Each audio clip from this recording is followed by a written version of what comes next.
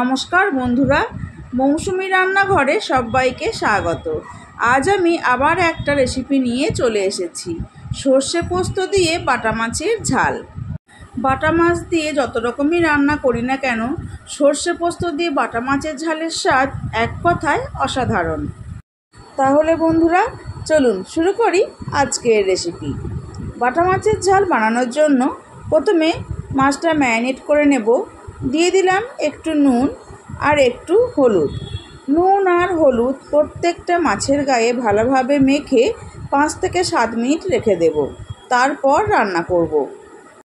মাছটা ম্যারিনেট করে রাখার পর মশলার পেস্টটা রেডি করে নেব। মিক্সিং বোলের মধ্যে নিয়ে নিলাম 1 টিস্পুন হলুদ সর্ষে, 1 টিস্পুন কালো সর্ষে, 1.5 টিস্পুন পোস্ত, একটু নুন, সামান্য একটু জল দিয়ে মশলাটার মিহি পেস্ট করে নেব। সর্ষে পোস্তর মিহি পেস্ট একদম রেডি। এই পেস্টটা একটা বাটির মধ্যে ঢেলে রাখছি আর মিক্সিং বোলটা ধুয়ে একটু জলও দিয়ে দিচ্ছি।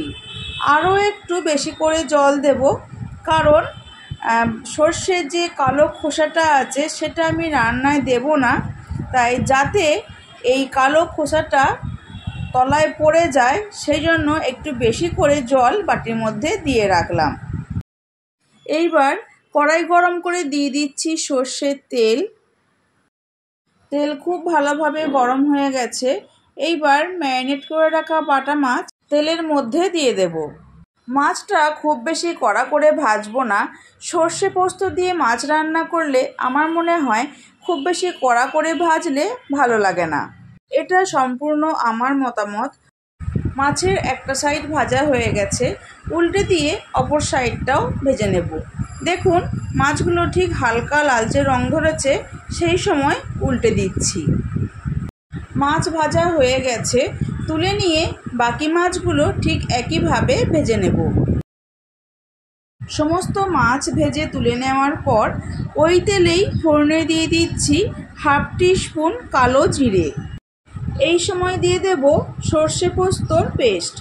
সর্ষে আর পোস্তর পেস্টটা জলে গুলে রেখেছিলাম। বাটির তলায় সর্ষের খোসাগুলো পড়ে গেছে, তাই জলটা খুব সাবধানে ঢালতে হবে। আবার ছাঁকনিতে ছেঁকে নিয়েও দিতে পারেন। অনেকেই আছেন যাদের সর্ষে খেলে হজমের সমস্যা হয়, তারা যদি এইভাবে সর্ষের কালো খোসাটা ফেলে দিয়ে রান্না করেন তাহলে দেখবেন হজমের সমস্যা আর হচ্ছে না। এইবার দিয়ে দিলাম 1/2 টিস্পুন হলুদ আর স্বাদ মতো নুন, কয়েকটা চেরা কাঁচা লঙ্কা। ঝালটা অবশ্যই নিজেদের স্বাদ অনুসারে দেবেন। এইবার সব কিছু ভালো করে মিশিয়ে নিলাম। দেখুন গ্রেভিটা ফুটে উঠেছে। এই সময় দিয়ে দেব ভেজে রাখা বাটা মাছ। গ্রেভির মধ্যে মাছ দেওয়ার পর গ্যাসের ফ্লেমটা মিডিয়ামে রেখে রান্নাটা 5 মিনিট হতে দেব। প্রায় 5 মিনিট পর ফিরে এসেছি। দেখুন গ্রেভিটা অনেকটাই কমে এসেছে, এর থেকে আর কমাবো না। এই সময় গ্যাসের ফ্লেমটা অফ করে দেব। গ্যাসের ফ্লেমটা অফ করে দেওয়ার পর সবশেষে দিয়ে দেব 1 টিস্পুন কাঁচা সর্ষের তেল। রেডি হয়ে গেল আমাদের সর্ষে পোস্ত দিয়ে বাটা মাছের ঝাল। রেসিপিটি কেমন লাগলো আমাকে অবশ্যই জানাবেন। ভালো লাগলে চ্যানেলটি সাবস্ক্রাইব করার অনুরোধ করছি।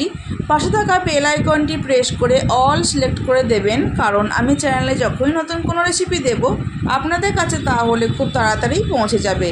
আর ফেসবুক থেকে দেখলে পেজটি ফলো করে একটি লাইক করে দেবেন আর ভিডিওটি বন্ধুদের সাথে শেয়ার করে নেবেন। আজকের মতো এই পর্যন্ত। আমি আবার আসবো অন্য কোনো রেসিপি নিয়ে। ভালো থাকবেন, সুস্থ থাকবেন। ধন্যবাদ।